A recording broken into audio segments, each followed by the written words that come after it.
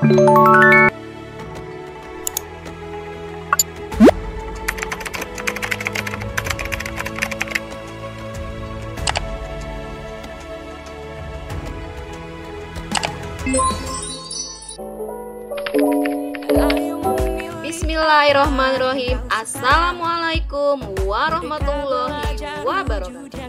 Bertemu kembali dengan saya Septiana, CGP Angkatan 9 dari SMA Negeri 1 Kota Bumi, Kabupaten Lampung Utara. Kali ini saya akan menyampaikan materi aksi nyata di modul 1.4 tentang budaya positif. Adapun materi-materinya terdiri dari beberapa rangkaian kegiatan budaya positif yang ada di SMA Negeri 1 Kota Bumi, keyakinan kelas, restitusi, dan diseminasi pengimbasan budaya positif di lingkungan SMA Negeri 1 Kota Bumi. Selamat menyaksikan, semoga mengedukasi. Terima kasih.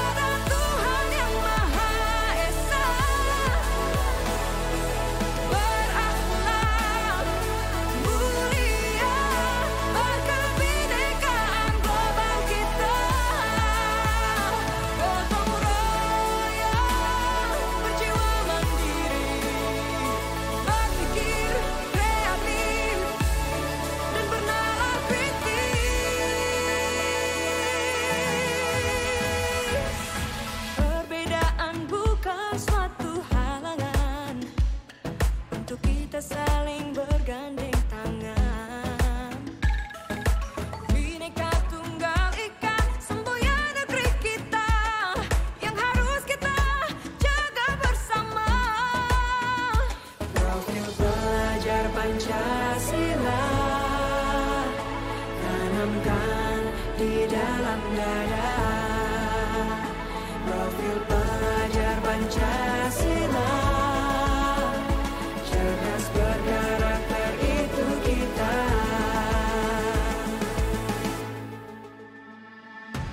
Beriman dan bertakwa pada Tuhan yang Maha Esa. Berakhlak mulia berkebinekaan global kita.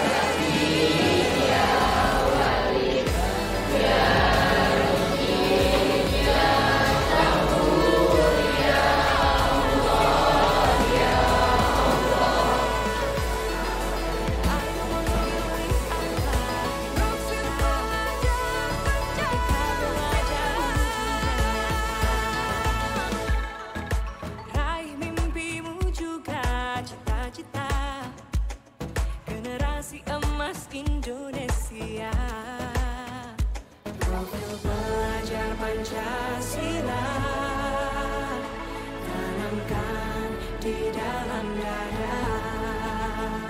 Profil pelajar Pancasila,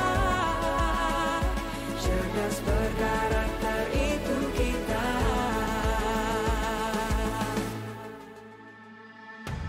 Beriman dan bertakwa pada Tuhan yang Maha Esa,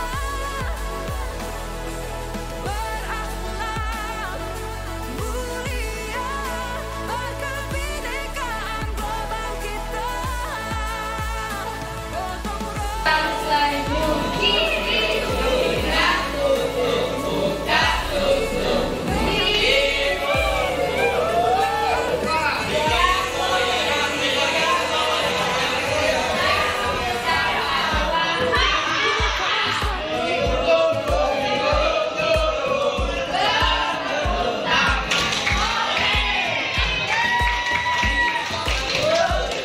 Assalamualaikum warahmatullahi wabarakatuh. Perkenalkan, nama saya Dewa Andika, saya dari kelas 5. Saya berterima kasih banyak untuk Ibu Sakti karena telah mengajak saya diskusi untuk menemukan solusi masalah yang telah saya lakukan. Dan saya tidak akan menggadang lagi supaya saya tidak terlambat ke sekolah. Sekian, terima kasih. Wassalamualaikum warahmatullahi wabarakatuh. Assalamualaikum warahmatullahi wabarakatuh. Perkenalkan, nama saya Dewa Andika, saya dari kelas Jalan ke Kota Bima. Pulangnya ke Susi. Kami dari kelompok 5, kelompok kami paling oke sih. Mulia, berkebinekaan global kita. Gotong royong, berjiwa mandiri, berpikir kreatif, dan bernalar kritis.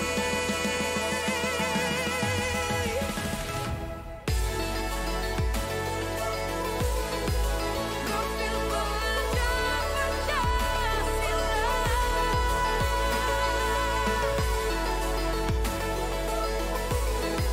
profil pelajar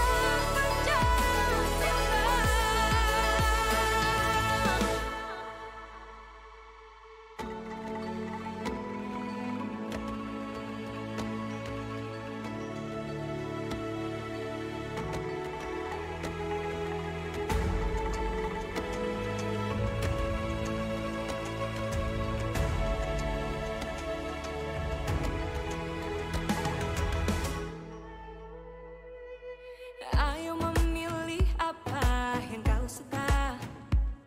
Merdeka belajar wujud yang nyata. Raih mimpimu juga cita-cita. Generasi emas Indonesia. Profil pelajar Pancasila, tanamkan di dalam dada. Profil pelajar Pancasila, cerdas berkarakter itu kita.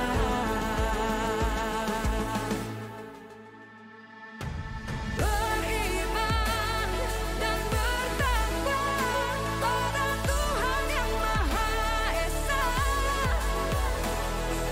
berakhlak mulia, berkebinekaan global kita. Gotong royong, berjiwa mandiri, berpikir kreatif, dan bernalar kritis. Perbedaan bukan suatu halangan untuk kita saling bergandeng tangan. Bhinneka Tunggal Ika, semboyan negeri kita, yang harus kita jaga bersama. Profil pelajar Pancasila, tanamkan di dalam dada. Profil pelajar Pancasila, cerdas berkarakter itu kita.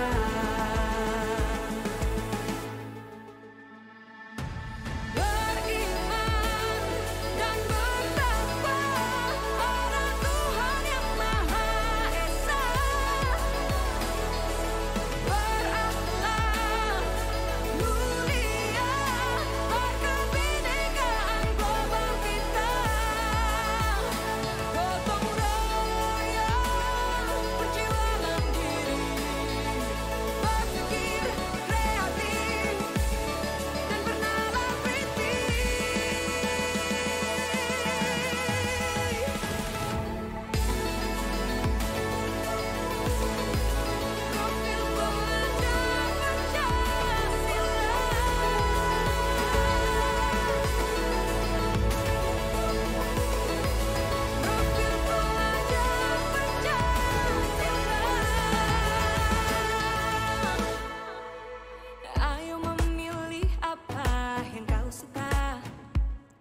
Merdeka belajar wujud yang nyata.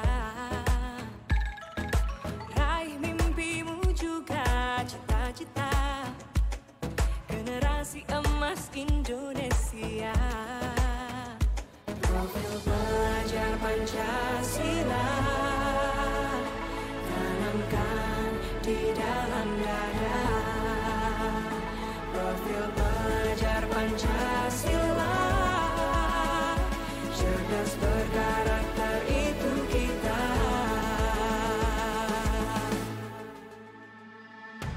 Beriman dan bertakwa pada Tuhan yang Maha Esa. Berakhlak mulia berkebinekaan global kita. Gotong royong berjiwa mandiri, berpikir kreatif dan bernalar kritis.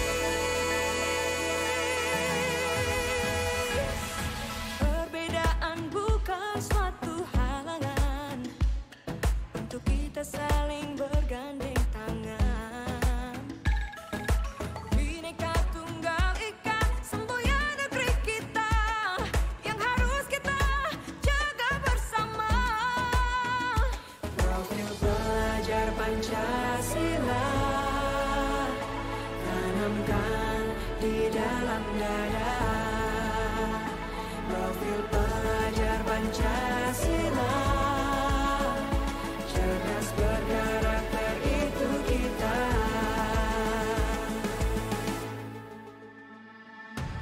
Beriman dan bertakwa pada Tuhan yang Maha Esa.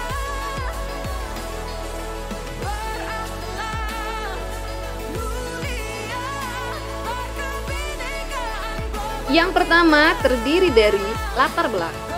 Murid tidak menyukai peraturan karena selama ini mereka melanggar peraturan akan mendapatkan hukuman dan cenderung akan mempermalukan dirinya sendiri.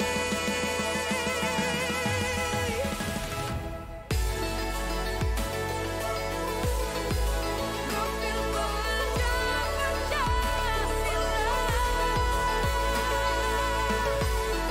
Tolak ukurnya yaitu terbentuknya keyakinan kelas melalui kegiatan kesepakatan kelas yang dilakukan oleh wali kelas bersama siswanya. Kemudian siswa mampu menerapkan dan menjalankan keyakinan kelas yang telah dibuat.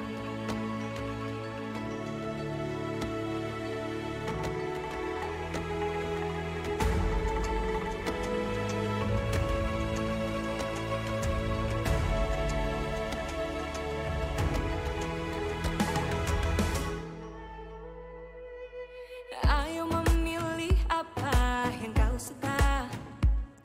Merdeka belajar wujud yang nyata. Raih mimpimu juga cita-cita. Generasi emas Indonesia. Profil pelajar Pancasila. Yang kedua, saya berkoordinasi dan berkolaborasi dengan wali kelas untuk membuat keyakinan kelas di kelasnya masing-masing. Cerdas berkarakter itu kita.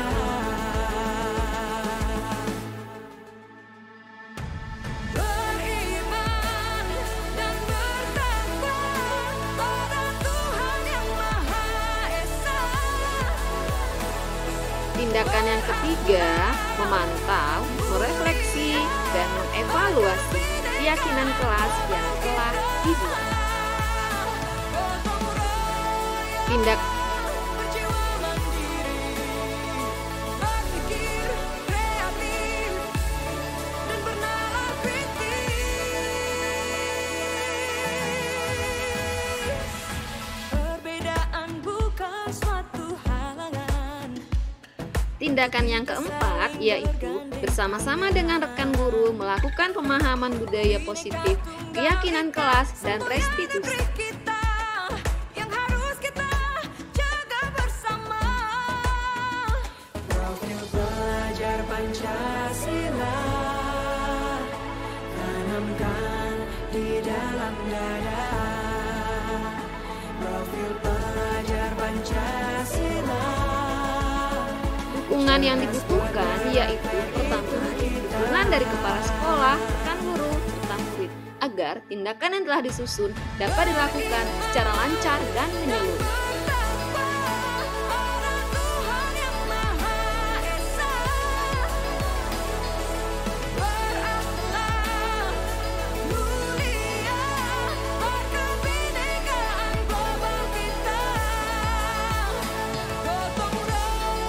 Dukungan yang kedua, sarana dan prasarana untuk menumbuhkan budaya positif di sekolah.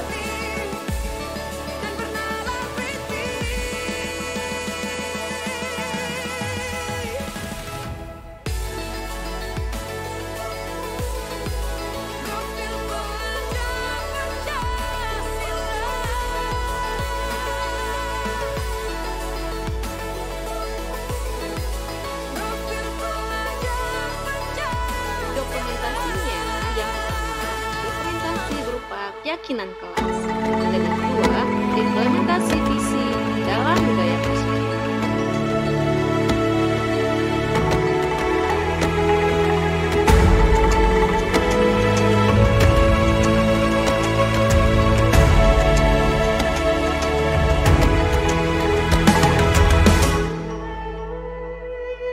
Ayo memilih apa yang kau suka, merdeka belajar wujud yang nyata. Raih mimpimu juga cita-cita, generasi emas Indonesia. Profil pelajar Pancasila, tanamkan di dalam dada. Profil pelajar Pancasila, cerdas berkarakter itu kita.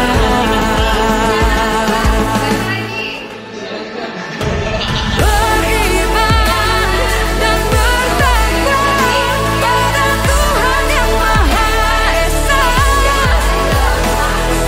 Berakhlak mulia, berkebinekaan global kita.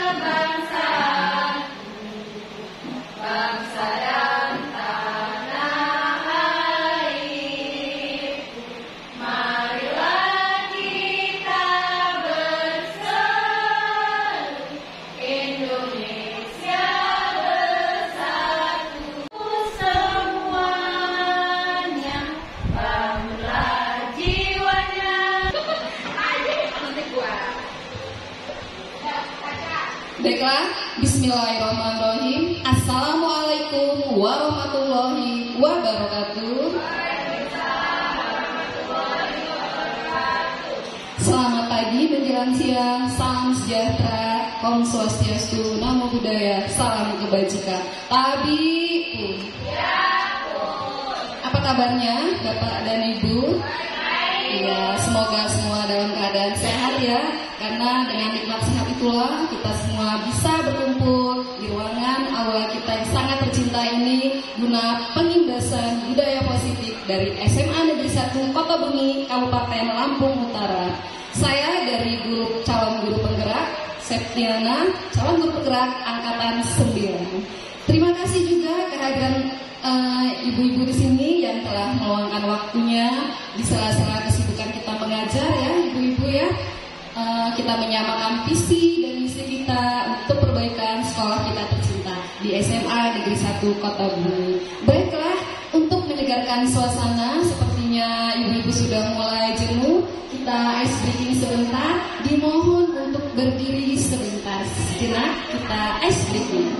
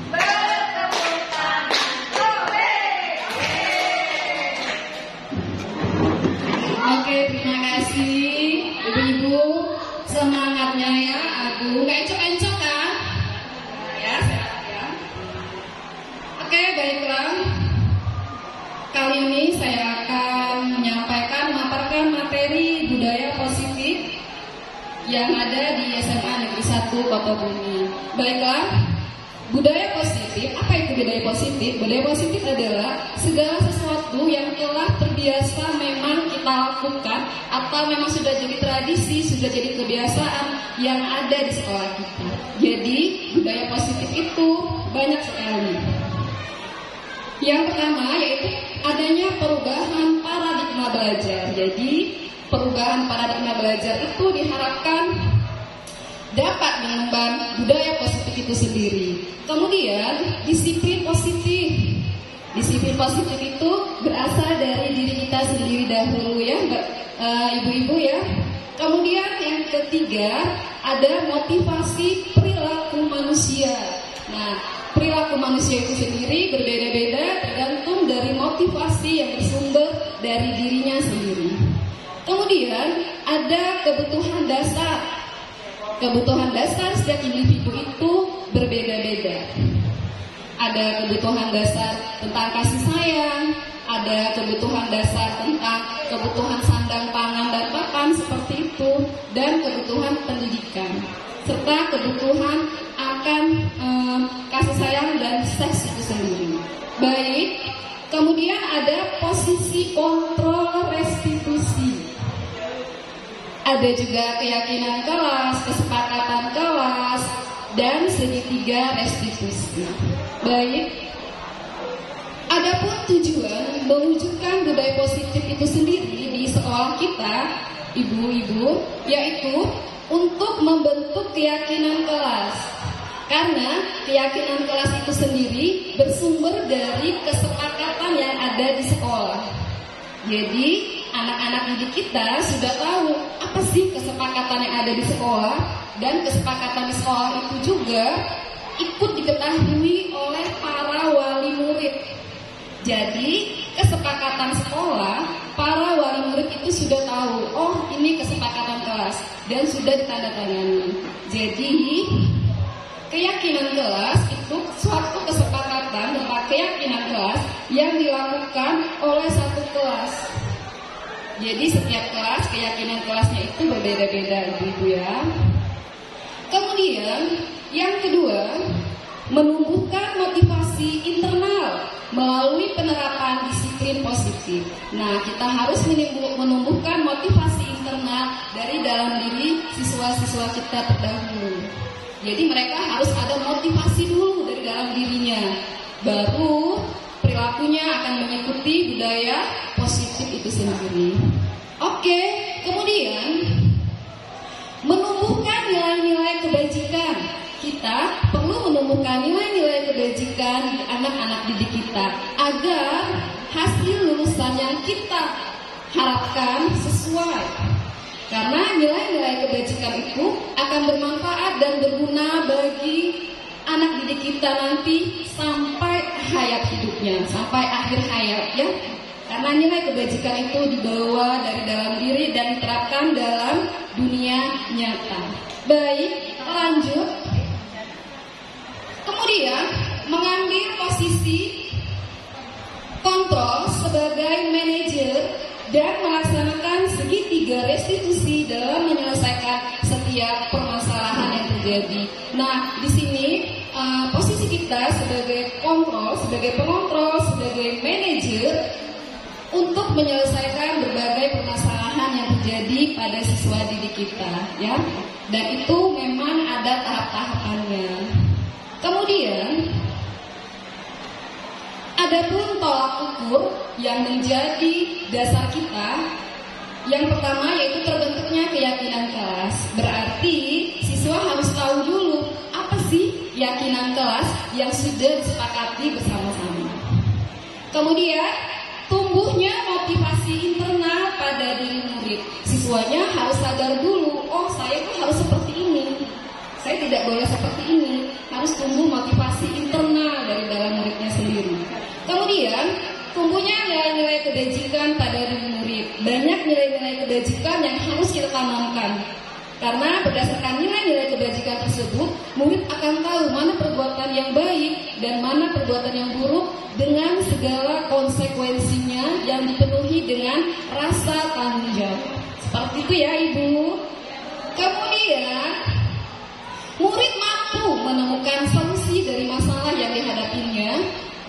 Ya, murid setelah melalui berbagai segitiga restitusi, tugas kita adalah menemukan solusi dari masalah yang ia hadapi. Karena setiap permasalahan itu pasti ada solusinya. Dan solusinya itu sendiri bersumber dari murid kita. Ya, Ibu.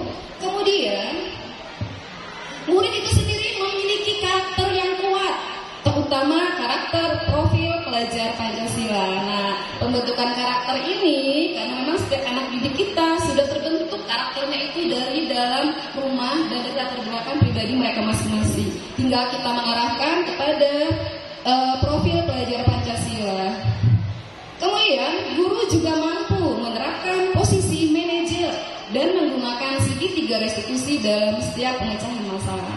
Nah, seperti yang sudah kita laksanakan, setiap wali kelas bekerja sama dengan guru BK untuk melakukan segitiga restitusi ya, ibu-ibu ya. Oke. Kemudian ada perubahan paradigma belajar, yaitu perubahan dalam proses pembelajaran yang awalnya itu berpusat pada guru menjadi pembelajaran berpusat pada siswa yang diharapkan mampu mendorong siswa untuk terlibat secara aktif dalam membangun pengetahuan, sikap, dan perilaku. Kemudian melalui proses pembelajaran dengan keterlibatan aktif siswa ini, berarti guru itu tidak mengambil hak anak untuk belajar dalam arti yang sesungguhnya. Nah, dalam hal ini sesuai dengan Ki Hajar Dewantara berpusat pada siswa. Semua pembelajaran yang kita lakukan harus tetap berpusat dan berfokus berpihak pada siswa. Supaya apa? Supaya siswanya menumbuhkan rasa motivasi yang tinggi untuk dia ikut belajar, untuk nyaman dan memahami setiap pembelajaran. Kemudian, disiplin positif. Disiplin positif itu merupakan pendekatan mendidik anak untuk melakukan kontrol diri dan pembentukan kepercayaan diri. Disiplin itu berbeda dengan hukuman. Meskipun disiplin sering diterapkan dengan menggunakan teknik hukuman. Nah, ibu-ibu, disiplin positif di semansa kita sudah sangat baik saya lihat kita terapkan ya, karena kita memang sudah tahu apa saja itu budaya-budaya positif yang ada di semansa. Yang pertama, setiap pagi diawali dengan kita menyambut kehadiran siswa itu ada di gerbang pintu sekolah. Supaya apa? Supaya siswa itu merasa mereka disambut, dihargai, dicintai, disayangi oleh guru-guru dan para pemangku kepentingan di sekolah. Jadi kita sambut, kita laksanakan 3S. Senyum, salam, dan sapa. Setiap anak yang datang harus tersenyum. Kemudian harus disapa dan bersalaman. Supaya apa? Menumbuhkan rasa kecintaan, percaya terhadap diri mereka sendiri dan menimbulkan motivasi untuk belajar. Setelah itu di kelas kita mengadakan, sebelum mulai pembelajaran kita mengadakan berdoa bersama dulu. Setelah berdoa kita membacakan Asmaul Husna. Setelah baca Asmaul Husna, siswa bergantian sesuai jadwal di kelas sholat duha. Kemudian setelah sholat duha, siswa mulai pembelajaran di kelasnya masing-masing sesuai dengan jam pembelajaran. Dan ada juga beberapa hari seperti hari Senin adanya pembudayaan melestarikan bahasa pembelajaran dengan bahasa Inggris dengan cara berdoa, menyambut siswa itu masuk halaman depan dengan mengucapkan bahasa Inggris. Kemudian lagi diakhiri dengan doa setiap ketika mau pulang dengan tetap menggunakan bahasa Inggris. Dan siswa di kelas tersebut berkomunikasi sebagai pengantarnya pada hari Senin tersebut dengan menggunakan bahasa Inggris. Bagi yang mereka memang belum menguasai lafalnya akan terbiasa karena memang bahasa Inggris adalah bahasa nomor 1 yang digunakan di dunia. Jadi mau tidak mau siswa kita harus membudayakan bahasa Inggris ya, ibu-ibu ya. Dan kemudian ada juga di hari Jumat kita menggunakan budaya positif bahasa Lampung.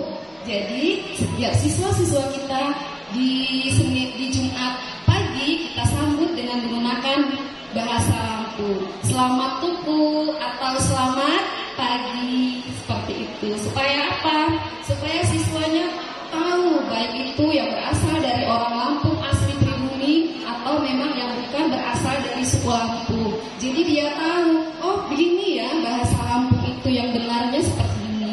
Jadi siswa itu tahu. tahu kemudian melafalkannya dalam kehidupan sehari-hari. Jadi bahasa Lampung merupakan juga bahasa pengantar di sekolah kita agar selalu lestari bahasa Lampung, karena kita semua orang Lampung cinta bahasa Lampung, cinta tanah air yang ada di Lampung, dan kitalah yang menggerakkan bahasa Lampungnya. Kalau bukan kita, siapa lagi? Amun mainan mako lagi. Oke. Baiklah. Ada juga yang namanya motivasi perilaku manusia. Nah, setiap manusia, setiap individu itu memiliki perilaku yang berbeda-beda ya. Alasan mereka, motivasi mereka melakukan perilaku yaitu yang pertama, untuk menghindari ketidaknyamanan atau hukuman. Nah, biasanya ini berlaku untuk siswa yang malas mengerjakan tugas atau mereka yang tidak berdisiplin.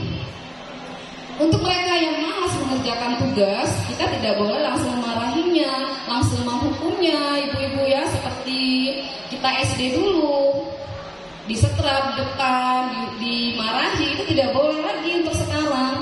Ini sudah kurikulum merdeka. Siswanya harus merdeka, gurunya juga harus merdeka, pembelajarannya juga harus merdeka. Jadi tidak boleh lagi ada yang merasa tertekan siswanya, apalagi guru ya, dengan segala tugas-tugas administrasi tertekan. Kalau guru sudah tertekan, bagaimana guru mau mengajar siswanya di kelas dengan happy? Oke. Kemudian yang kedua, untuk mendapatkan imbalan atau penghargaan dari orang lain. Nah, tingkatan ini biasanya menjadi motivasi pertama untuk orang jangan mengharapkan imbalan atau penghargaan. Jadi dengan motivasi yang seperti ini akan berbeda nanti penerapannya dalam kehidupannya sehari-hari. Oh, saya akan melakukan hal ini kalau saya mendapatkan imbalan. Oh, saya akan melakukan hal baik kalau saya melakukan hal baik, atau saya akan mendapatkan penghargaan dari orang lain. Jadi seharusnya memang hal positif itu diawali dengan motivasi dari dalam diri siswa itu sendiri. Jadi akan diterapkan dalam dunia nyata dan dalam kehidupannya nanti setelah lulus dan bergaul dalam masyarakat itu sendiri. Baik. Yang ketiga, untuk menjadi orang yang mereka inginkan dan menghargai diri sendiri dengan nilai-nilai yang mereka percaya. Nah, pada fase ini, motivasi ini akan ditanya menjadi orang yang seperti apa bila saya melakukannya. Nah, hal-hal baik, praktik baik, budaya positif yang dilakukan siswa, mereka akan timbul, nanti saya melakukan ini jadi apa ya? Apa nilai saya akan besar ya? Atau saya mendapatkan penghargaan ya. Nah, pada fase-fase ini kita harus menumbuhkan nilai-nilai yang harus diyakini oleh siswa-siswa tersebut dengan tetap teguh berpegang pada prinsip berpihak pada murid. Oke. Nah, ibu-ibu, kita sampai pada posisi kontrol restitusi. Di sini ada 5. Berpihak sebagai penghukum, posisi sebagai pembuat rasa bersalah, sebagai teman, sebagai pemantau, dan sebagai manajer. Nah, kalau berposisi sebagai penghukum, seandainya ada siswa, bapak dan ibu yang terlambat hadir di sekolah, terlambat masuk di sekolah, kalau kita sebagai penghukum, apa yang kita lakukan? Pertama, kita pasti akan memberikan hukuman. Biasanya kalau beberapa tahun lalu itu anak-anak kita suruh membersihkan beberapa lingkungan sekolah, kemudian kita suruh push up, kalau dia terlambat dengan pelajaran olahraga ya, disuruh keliling lapangan, dengan sudah berpeluh-peluh, sudah capek-capek dulu. Nah, itu kita sebagai penghukum. Kita sebagai seseorang yang langsung memberikan hukuman, langsung bertindak saat itu. Kemudian kita sebagai pembuat rasa bersalah. Nah, di mana ini posisi kita sebagai pembuat rasa bersalah siswa itu sendiri? seperti apa? Ada siswa yang terlambat, kita langsung bagaimana? Kalau kita ada di posisi sebagai pembuat rasa bersalah, kita langsung memarahinya dan jas. Makanya jangan tidur malam-malam, makanya jangan main game terus seperti itu. Makanya. Jadi siswa itu bukannya malah mengerti makna dari ketidakdisiplinannya tadi, malah dia merasa dia di hatinya, oh ya ampun, saya ini sebegitu bersalahnya ya. Nah itu dia, makanya ada beberapa siswa yang kadang melakukan hal-hal yang negatif karena berasal dari dalam dirinya sendiri, karena ketika dia merasa bersalah dan terpojokkan oleh sikap guru, sikap teman-temannya di sekolah. Baik, kemudian sebagai teman. Nah, di sini posisi kontrol seorang guru sebagai teman. Kita bisa ngajak anak duduk bareng, ngobrol, apa sih permasalahan kamu? Kalau kamu seperti ini, kamu bagaimana? Di rumah itu bercurhatnya dengan siapa? Terus kebutuhan kamu sehari-hari itu tercukupi tidak? Biasanya anak-anak murid kita seperti itu ya. Mereka melakukan kesalahan itu pasti ada alasannya, ada penyebabnya itu sendiri. Kemudian sebagai pemantau, nah setelah anak itu kita hukum ya, terus kita pantau selama 1 minggu. Kamu masih nggak terlambat? Kalau kamu masih terlambat, ibu nanti seperti ini. Berarti kita sebagai pemantau saja. Oke, dia berubah, dia menjadi lebih rajin, tapi karena rajin itu karena dia takut sama gurunya. Mungkin di lain kesempatan rajin itu akan berkurang, porsinya akan berkurang dan kadarnya juga berkurang. Kemudian sebagai manajer, nah untuk posisi kontrol restitusi sebagai manajer, disinilah peran kita, ibu-ibu. Peran kita dituntut sebagai manajer, selayaknya manajer, semua itu harus kita slow down dulu. Kita singkirkan dulu semuanya itu. Anggap saja siswa ini bukan seorang yang terlalu bersalah dalam langkahnya hari itu, bukan juga sebagai orang yang penyebab kacaunya disiplin positif yang ada di sekolah kita. Kita berposisi sebagai manajer, kita bisa menjadi gurunya, yaitu kita memberikan dulu hal-hal positif, budaya positif, kita berikan dulu arahannya. Kamu kan sekarang sudah remaja. Nah, bagaimana kalau tingkah laku yang terlambat ini diteruskan sampai kamu nanti menikah, punya anak, dan seterusnya. Kalau tidak sampai kamu kuliah deh. Kalau kamu sampai terlambat 1 mata kuliah saja, kamu nanti akan merugi. Nanti di situ dia akan timbul, oh seperti itu ya. Berarti kita sentuh hatinya, ibu-ibu. Karena seseorang itu kalau hatinya sudah disentuh, siapa sih yang enggak merasa kelepek-kelepek ya? Kalau hati sudah disentuh, ya ibu-ibu ya, sudah lain ya.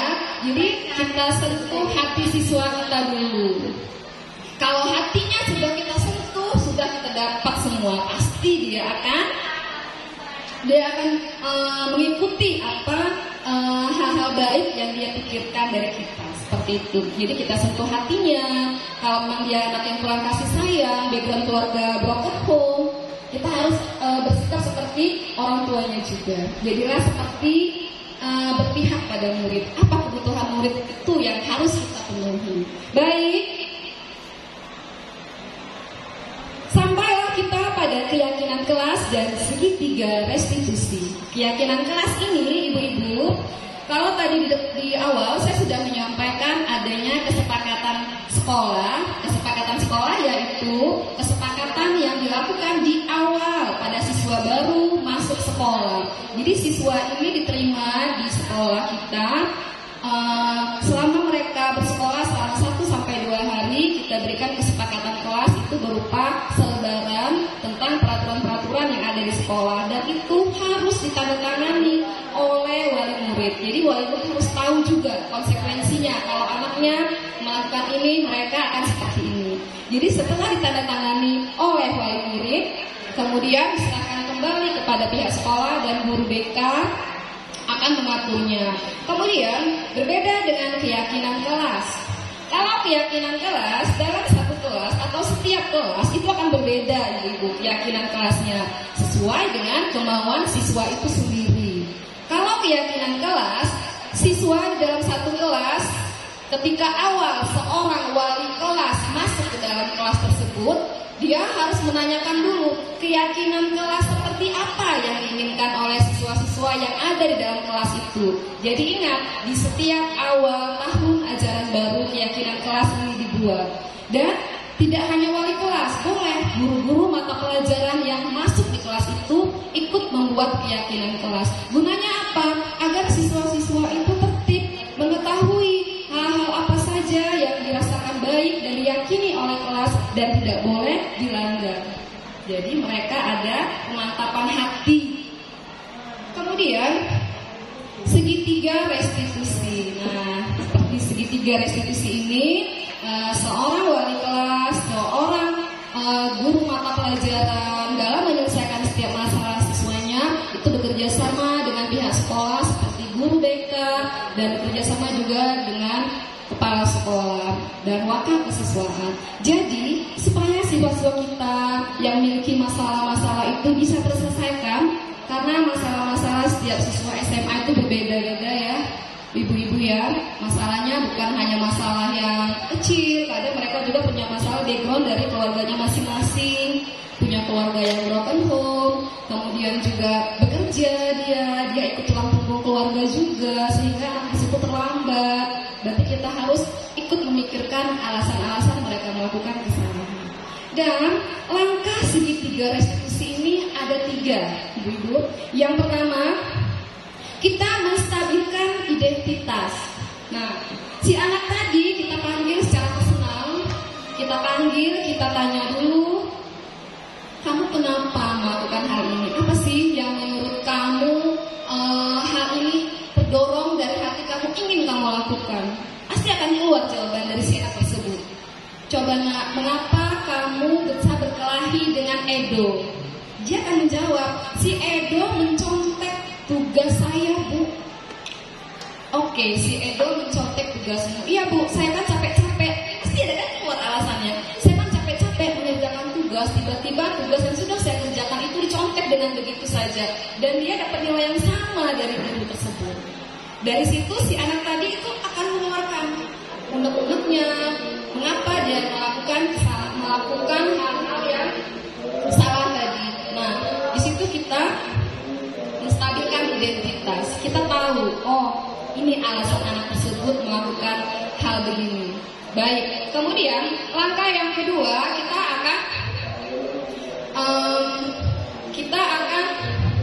akan memvalidasi. Kita validasi dulu. Oke, Eno, kamu boleh tidak terima kalau tugas kamu dicontek.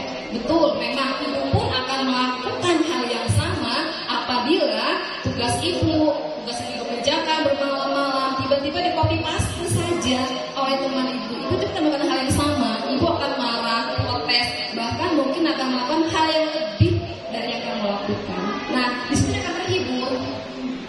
Oh, berarti saya ini manusia biasa. Saya melakukan hal itu dan ibu pun merasa hal yang sama. Disitulah kita memvalidasi tindakannya. Kita juga ikut berada di posisi siswa kita tadi. Oke, nak, ibu tidak menyalahkan siapapun. Berarti mengapa kamu melakukan hal ini itu ada alasannya. Kemudian langkah yang terakhir yaitu kita menanyakan keyakinan. Coba ibu sayang, kamu sadar nggak hal yang kamu lakukan ini itu salah? Kalau kamu marah-marah tugasmu dicontek dan kamu menggebrak meja, kemudian kamu meminta si Edo tadi untuk mengulang kembali tugasnya secara personal, mengerjain sendiri, bagaimana menurut kamu? Nanti dia akan slow down kembali, dia akan mengingat kembali, mengulas kembali, mengukir kembali hal yang dia lakukan. Oh ya Bu, saya bersalah. Seharusnya saya tidak marah-marah dengan teman saya tadi, tidak menggebrak meja, tidak juga saya meminta dia mengulang mengerjakannya. Mungkin saya akan bisa lebih bersabar. Dia akan slow down lagi, dia akan calm lagi ke hatinya sendiri. Oh iya ya, kok saya begini ya, seperti itu. Dia akan down lagi, dia akan kembali lagi dengan dirinya yang asli. Jadi kembali pada dirinya kembali secara alamiah seperti itu. Jadi kita tidak boleh ya ibu-ibu kita langsung menghukum, langsung menjas, langsung marah. Kita harus melakukan 3 posisi kontrol tadi, yaitu segitiga restitusi. Dijamin siswa tadi akan berubah lebih baik. Oke. Nah,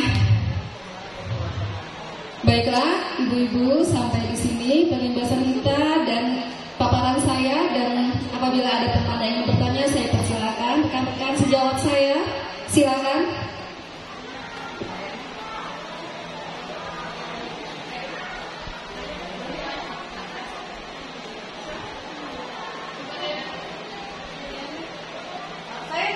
Iya, silakan Ibu Mariana.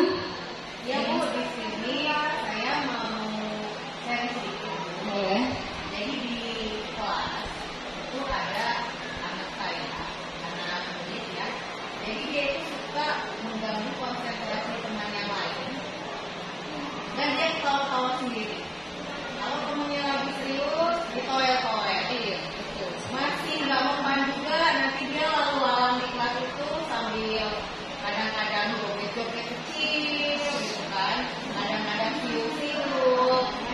Saya suruh keluar, dari luar dia tetap mengganggu temannya. Gimana ya menurut Bu Septi, sikap seperti itu apakah bisa dikasih solusi dengan cara segitiga restitusi? Terima kasih Ibu Mariana. Pertanyaan yang sangat bagus dan menggugah hati kita sebagai seorang pendidik, di mana peran kita sebagai seorang pendidik dipantik. Kita dipantik dulu. Ini wah Ibu ini seperti apa sih tingkat kesabarannya? Seperti itu ya Bu Mariana ya. Nah, baik ibu-ibu, dalam satu kelas itu ada 32 siswa. Kita akan menghadapi 32 siswa yang berbeda sifat, berbeda latar belakang, berbeda impian, berbeda harapan, dan berbeda cara. Pasti itu. Dari 32 siswa itu berbeda-beda. Nah, terutama tadi anak Ibu Mariana tadi ada siswa yang joget-joget sendiri, tertawa-tertawa, dia mencolek teman-temannya, senyum-senyum sendiri. Mungkinkah dia sedang jatuh cinta? Ya Ibu Mariana, mengingat usia puber anak-anak kita sekarang saat ini, ada beberapa hal kemungkinan yang terjadi. Bisa jadi si anak lagi jatuh cinta, berbunga-bunga, mencari perhatian lawan jenis yang ada di kelas tersebut, atau dia sedang memantik Ibu Mariana untuk tingkat kesabaran Ibu Mariana sendiri seperti apa. Seperti itu. Jadi anak itu bisa kita tanyakan langsung saja, kenapa sih nak kok senyum-senyum sendiri? Atau kita menstabilkan identitasnya dulu. Kenapa sih nak, si Handika, kenapa sih kamu itu kalau di kelas ibu tuh lagi ngajar kamu tuh senyum-senyum sendiri? Adakah hal yang lucu? Adakah penampilan ibu yang sudah secantik ini kamu ketawain? Atau adakah hal teman di kelasmu ini yang kamu sedang naksir? Seperti itu. Karena kita ada di sekolahan SMA, anak didik kita anak-anak yang sedang pubertas, yang sedang mencari jati diri. Itu tadi Ibu Mariana, tantangan kita sebagai seorang guru. Jadi yang kita lalui, kita harus menstabilkan identitas dulu ya Ibu Mariana ya. Kemudian kita memvalidasi tindakan yang salah. Sepertinya Handika, kalau di kelas itu Ibu Mariana tidak melarang kamu untuk tersenyum, senyum-senyum sendiri, untuk joget-joget, itu tidak dilarang. Tapi kalau teman-teman yang lain dalam posisi serius mengerjakan tugas, kamu joget-joget sendiri, itu hal yang patut dipertanyakan. Adakah bagian tubuhmu itu yang kamu rasa ingin bergoyang-goyang dengan sendirinya seperti itu ya? Atau adakah hal yang memang something trouble dari dalam dirimu sendiri? Apa kamu ingin mengusir rasa jenuhmu sendiri? Ada cara-cara sifatnya sendiri seperti itu. Jadi kita harus memvalidasi tindakan yang salah. Handika itu tidak salah melakukan itu. Sebenarnya mungkin untuk setiap orang perlu waktu untuk mengeluarkan sampah ya Ibu. Kadang-kadang kita lagi bosan, jenuh, boring, kita perlu mengeluarkan sampah. Jadi setiap orang itu punya unek-unek dan sampahnya tersendiri. Jadi si anak tadi kita validasi dulu tindakannya tadi.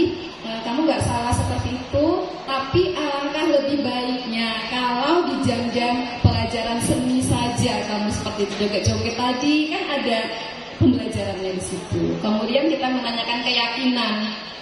Coba, seandainya kamu itu lihat orang joget-joget dalam kelas itu tidak ada sebabnya, apa sih menurut kamu itu bagus nggak?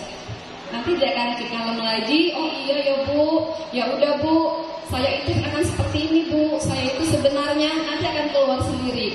Apa yang ia inginkan, apa ia merasa jenuh karena persekolahan kita, jam belajar kita sampai sore, siswa itu jenuh. Kita boleh kasih ice breaking, kita boleh minta anak-anak itu bernyanyi, sekedar untuk menyegarkan suasana.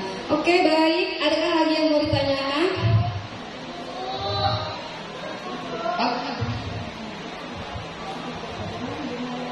Bagaimana Ibu Mariana? Apakah bisa diterima? Apakah ada tanggapan yang lain? Sudah sangat baik sekali Bu, sepertinya jawaban itu sangat positif. Nanti saya akan coba terapkan di kelas ya Bu Septi. Iya. Terima kasih Mariana. Semoga mengedukasi, semoga ikut mengapresiasikan hal-hal apa yang akan kita lakukan di kelas tadi ya.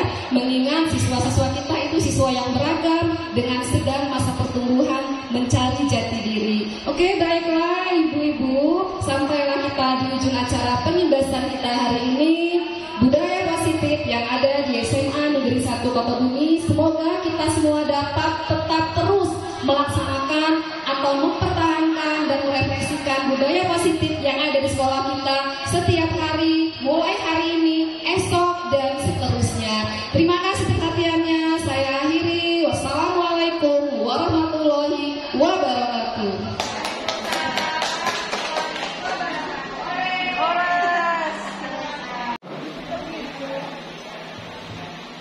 Assalamualaikum warahmatullahi wabarakatuh. Salam sehat dan bahagia untuk kita semua. Tabib Bu. Puji syukur, marilah sama-sama kita panjatkan kehadiran Allah Subhanahu wa Ta'ala, yang mana pada pagi hari ini menjelang siang kita bisa kumpul di sini. Mohon izin Bapak Ibu untuk memberikan sebuah pemaparan tentang pengimbasan budaya positif sebagai tugas guru penggerak angkatan 9. Pada kesempatan kali ini, seperti sebelumnya, mohon maaf kembali, bukan untuk menggurui tapi hanya untuk sedikit berbagi, sharing tentang pengimbasan budaya positif. Next. Oke, baik. Budaya positif. Budaya positif adalah sebuah paradigma belajar, disiplin positif, motivasi perilaku manusia, kebutuhan dasar, posisi kontrol restitusi, dan keyakinan kelas dan segitiga restitusi. Tujuan mewujudkan budaya positif itu sendiri adalah membentuk keyakinan kelas, menumbuhkan motivasi internal melalui penerapan disiplin positif, menumbuhkan nilai-nilai kebajikan, mengambil posisi kontrol sebagai manajer, dan melaksanakan segitiga restitusi dalam menyelesaikan masalah kepada peserta didik. Untuk tolak ukurnya, yang pertama terbentuknya keyakinan kelas, yang kedua tumbuhnya motivasi internal pada diri murid, ketiga tumbuhnya nilai-nilai kebajikan pada murid, kemudian murid mampu menemukan solusi dari masalah yang dihadapinya. Kemudian murid juga memiliki karakter yang kuat, terutama karakter profil pelajar Pancasila. Dan yang terakhir, guru mampu menerapkan posisi manajer dan menggunakan segitiga restitusi dalam menyelesaikan masalah kepada peserta didiknya. Berikut adalah perubahan paradigma belajar.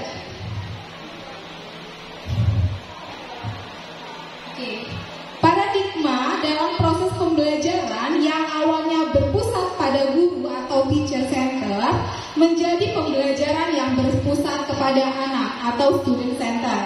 Diharapkan mampu mendorong siswa untuk terlibat secara aktif dan membangun pengetahuan, sikap, dan perilaku.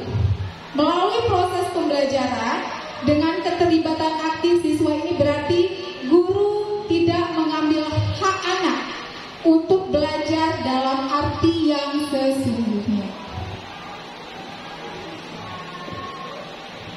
Baik, kita masuk pada disiplin positif. Oke, disiplin positif merupakan pendekatan mendidik anak untuk melakukan kontrol diri dan pembentukan kepercayaan diri. Disiplin berbeda sama sekali dengan hukuman. Meskipun disiplin sering diterapkan dengan menggunakan teknik hukuman. Artinya ketika kita boleh menggunakan teknik hukuman itu, tetapi itu adalah tingkat yang paling rendah. Artinya ketika memang anak-anak sudah tidak bisa diajak diskusi, tidak bisa diajak berbicara dengan baik lagi, maka boleh menggunakan pilihan terakhir, yaitu dengan hukuman. Tapi sebelumnya kita harus menggunakan dengan segitiga restitusi. Oke, motivasi perilaku manusia. Menurut Diana Gosden dalam bukunya Restructuring School Discipline menyatakan 3 alasan motivasi perilaku manusia. Yang pertama, untuk menghindari ketidaknyamanan atau hukuman. Ini adalah tingkat terendah dari motivasi perilaku manusia. Biasanya orang yang motivasi perilakunya untuk menghindari hukuman atau ketidaknyamanan akan bertanya, apa yang akan terjadi apabila saya tidak melakukannya? Sebenarnya mereka sedang menghindari permasalahan yang mungkin muncul dan berpengaruh pada mereka secara fisik, psikologis, maupun tidak terpenuhinya kebutuhan mereka bila mereka tidak melakukan tindakan tersebut. Oke, untuk yang kedua, untuk mendapatkan imbalan atau penghargaan dari orang lain.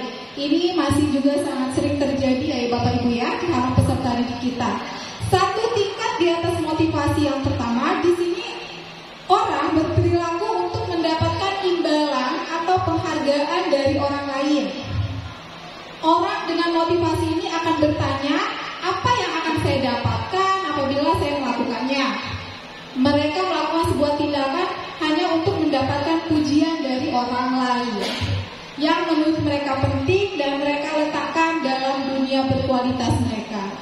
Mereka juga melakukan sesuatu untuk hanya mendapatkan sebuah hadiah ataupun pujian ataupun imbalan. Yang ketiga, untuk menjadi orang yang mereka inginkan dan menghargai diri sendiri dengan nilai-nilai yang mereka percaya. Orang dengan motivasi ini akan bertanya, akan menjadi orang yang seperti apa bila saya melakukannya? Mereka melakukan sesuatu karena nilai-nilai yang mereka yakini dan hargai. Dan mereka melakukannya karena mereka ingin menjadi orang yang melakukan nilai-nilai yang mereka yakini tersebut. Ini adalah motivasi yang akan membuat seseorang memiliki disiplin positif. Karena motivasi berperilakunya bersifat internal dan bukan eksternal.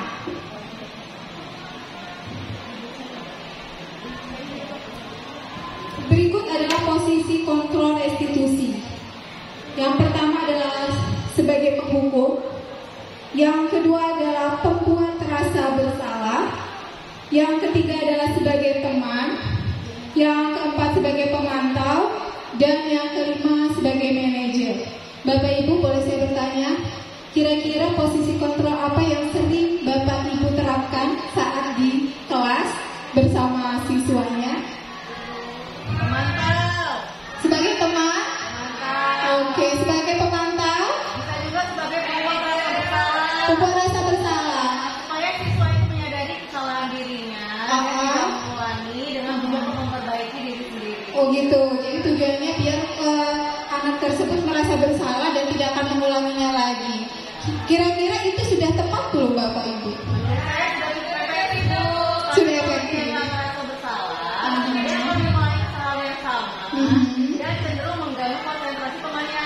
Oh gitu.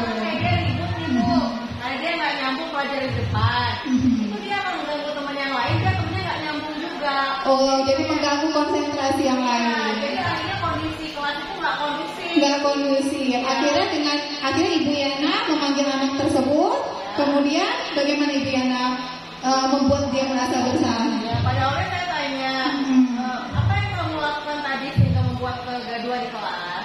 Menurut kamu itu salah nggak? Ada anak yang merasa nggak salah, tapi ada anak yang merasa memang dia salah dan menyadari kesalahannya. Oke, baik, terima kasih Ibu Yana. Kalau kata Ibu Ria, saya sebagai teman ya. Oh, sebagai penghukum juga. Oh, sebagai manajer, masih sesuatu ya Ibu Septi ya. Oh iya, bukan manajer di perusahaan tapi ya, Bu Septi ya. Oh, sebagai penghukum, kalau Ibu Eka penghukum, jadi kalau anaknya salah langsung diberi hukuman, gitu ya.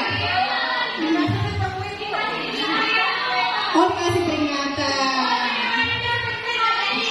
Oke, baik. Sekarang kita akan ulas mana posisi kontrol yang paling tepat. Mana posisi kontrol yang paling tepat yang harusnya kita terapkan di ini semuanya sudah benar, tetapi yang mana yang paling tepat yang akan kita terapkan di kelas agar tetap anak itu merasa nyaman dan bahagia. Karena seperti yang saya sampaikan tadi ya Bapak Ibu, bahwasanya kita ini keberpihakan pada anak, artinya student center. Jadi bagaimana kita menciptakan kelas yang nyaman, bahagia, dan begitu juga dalam penyelesaian masalahnya. Nah di sini posisi kontrol restitusi yang paling tinggi atau paling baik adalah ketika kita menjadi seorang manajer. Boleh tepuk tangan buat Ibu Septi, walaupun bukan manajer perusahaan ya Ibu ya. Oke, baik selanjutnya.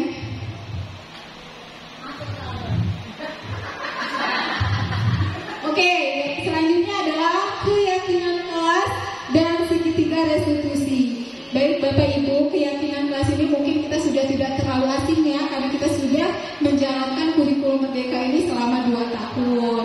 Sehingga kita sudah menerapkan keyakinan kelas atau kita sebut kesepakatan kelas. Keyakinan kelas adalah salah satu disiplin positif yang bisa kita terapkan dalam membangun budaya positif di sekolah. Dengan adanya keyakinan kelas, di setiap kelas diharapkan dapat mewujudkan tujuan pendidikan yang berorientasi kepada profil pelajar Pancasila.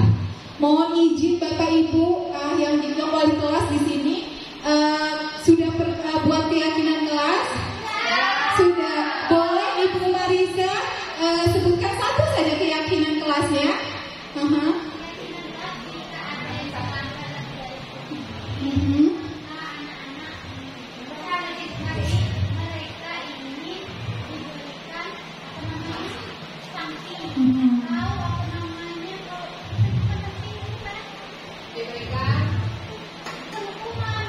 Konsekuensi. Iya. Oh iya, baik. Jadi tidak boleh terlambat masuk kelas gitu ya. Tidak boleh terlambat masuk kelas lebih dari 10 menit, maka akan mendapatkan konsekuensinya. Oke, terima kasih Bu Marisa. Mungkin yang lain, adakah lainnya? Oh ya, saling menghargai dan menghormati, benar. Ibu Septi, kalau boleh saya tahu tindakannya seperti apa itu Bu? Ya, siswa di kelas itu harus saling menghormati supaya tidak terjadi perkelahian, konflik dalam keadaan. Oh iya, cinta damai ya Ibu ya. Oke, baik. Nah itu adalah benar Bapak Ibu, itu adalah bentuk-bentuk atau contoh-contoh keyakinan kelas. Intinya atau tujuannya adalah untuk membuat kelas itu tertib, teratur, kondusif, dan membuat siswa lebih bertanggung jawab. Baik, selanjutnya kita masuk pada segitiga restitusi. Bapak Ibu, segitiga restitusi adalah proses menciptakan kondisi bagi murid untuk memperbaiki kesalahan mereka, sehingga mereka bisa kembali pada kelompok mereka dengan karakter yang lebih kuat. Nah, dalam segitiga restitusi ini ada 3 pencapaian yang harus kita gunakan atau 3 prosesnya. Oke, yang pertama adalah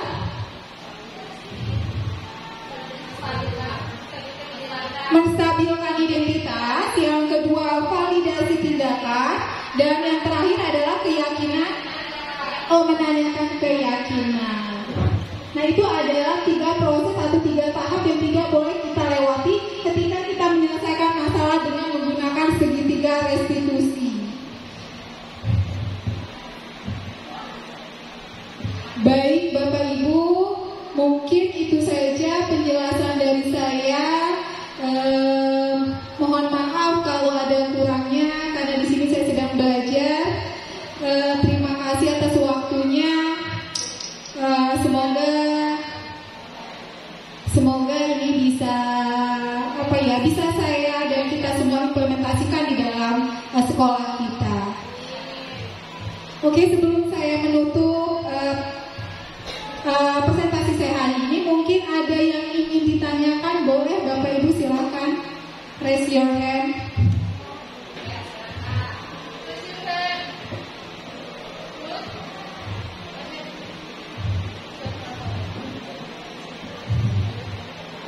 Ayo Ibu Marisa silakan. Ya, silakan Ibu Marisa untuk berdiri ya biar suaranya kedengar.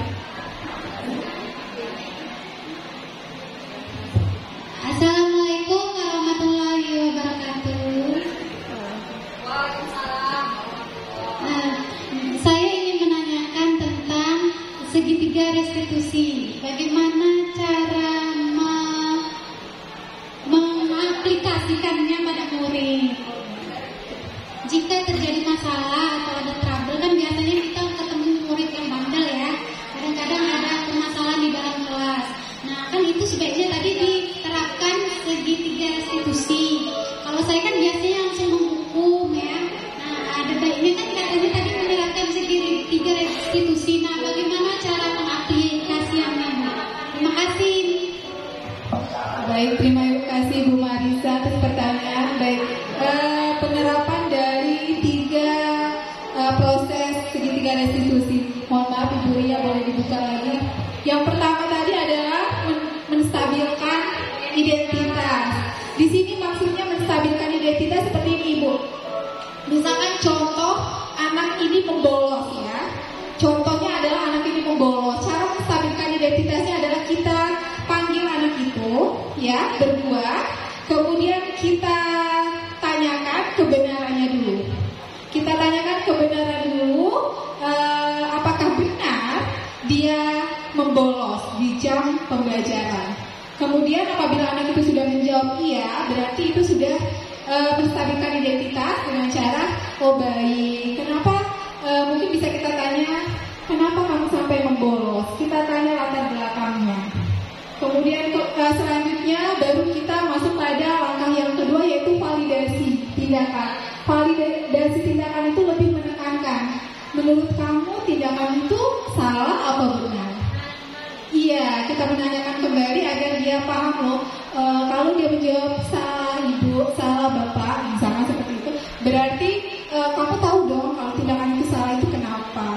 Kemudian kalau misalkan kamu tahu itu salah, terus harusnya kamu seperti apa? Terus kamu sudah melanggar keyakinan kelas kita yang mana? Kita kembalikan itu lagi ke anak. Baru masuk pada langkah yang terakhir, yaitu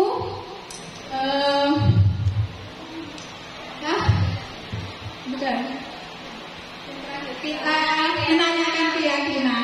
Menanyakan keyakinan itu juga bisa seperti apabila ini terjadi lagi pada dia mungkin di kemudian hari, apa yang harusnya dia lakukan? Misalkan dia membolos karena misalkan tidak ada guru di kelas. Nah, misalkan tidak ada guru di kelas pada besok harinya, apa yang harus dia lakukan lagi? Dan dia harus ada, kita harus menciptakan anak untuk memiliki solusinya sendiri. Seperti itu ya Ibu Marisa ya. Oke, baik. Sudah cukup? Cukup, baik. Terima kasih atas perhatiannya. Saya akhiri. Wassalamualaikum warahmatullahi wabarakatuh. Nah, baik Bapak Ibu, saya sudah membagikan visi kepada Ibu mengelola visinya masing-masing, dan nanti akan saya samakan atau kita satukan pada kesimpulan berdasarkan visi sekolah kita. Berarti saya bacakan dulu visi dari SMA 1 Kota Bumi. Visinya yaitu mewujudkan siswa yang beriman dan bertakwa, kemudian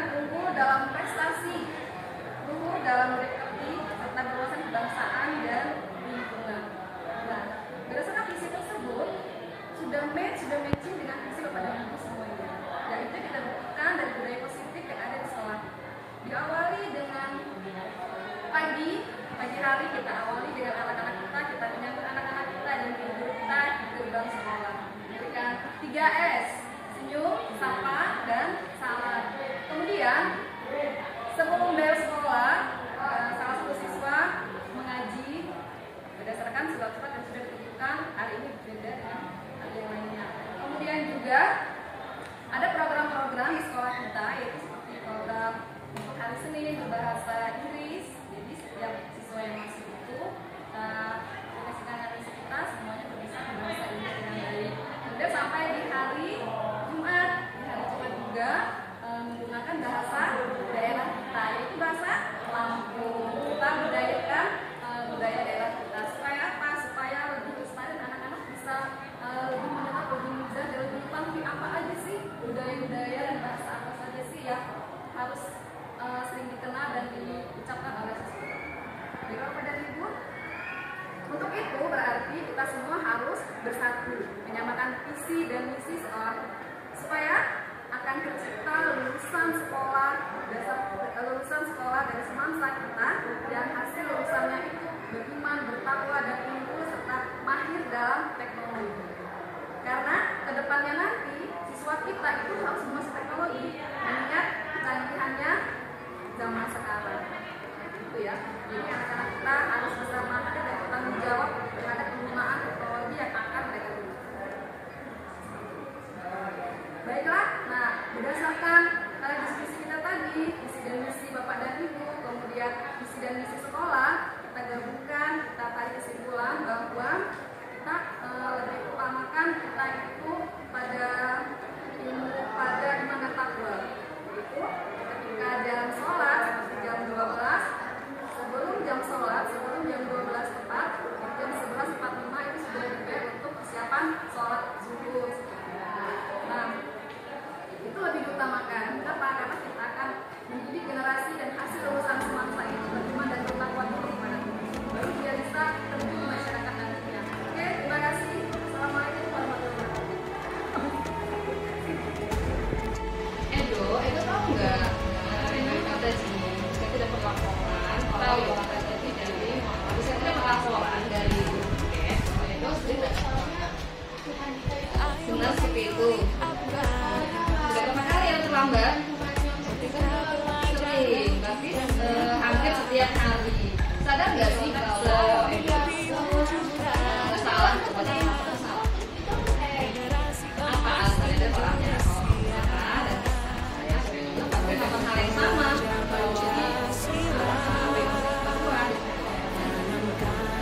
Jadi apa ya? UNDM ya ada handikana. Melanggar keyakinan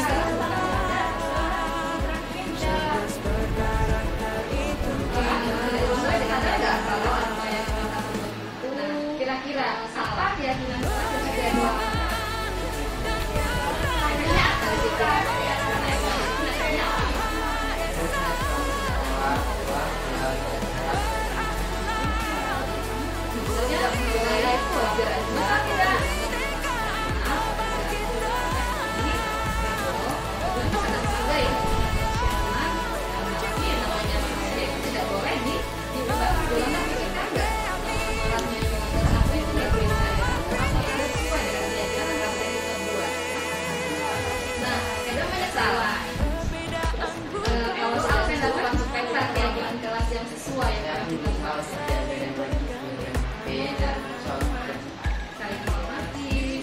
solusinya tidak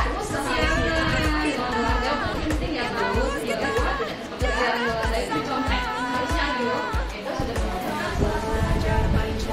jangan sampai ya pendidikannya balik lagi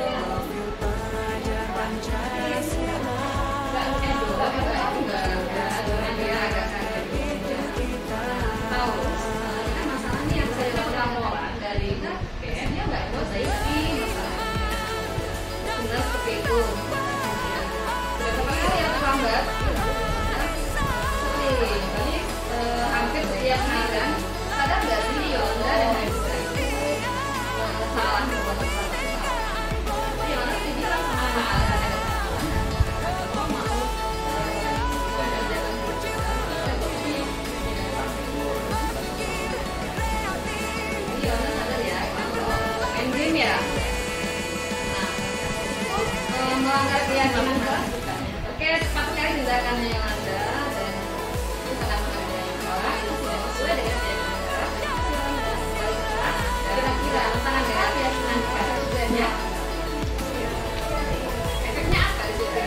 Terima kasih, salam dan bahagia Bapak Ibu Guru Penggerak. Wassalamualaikum warahmatullahi wabarakatuh. Terima kasih, salam dan bahagia Bapak Ibu Guru Penggerak. Wassalamualaikum warahmatullahi wabarakatuh. Terima kasih, salam dan bahagia Bapak Ibu Guru Penggerak. Wassalamualaikum warahmatullahi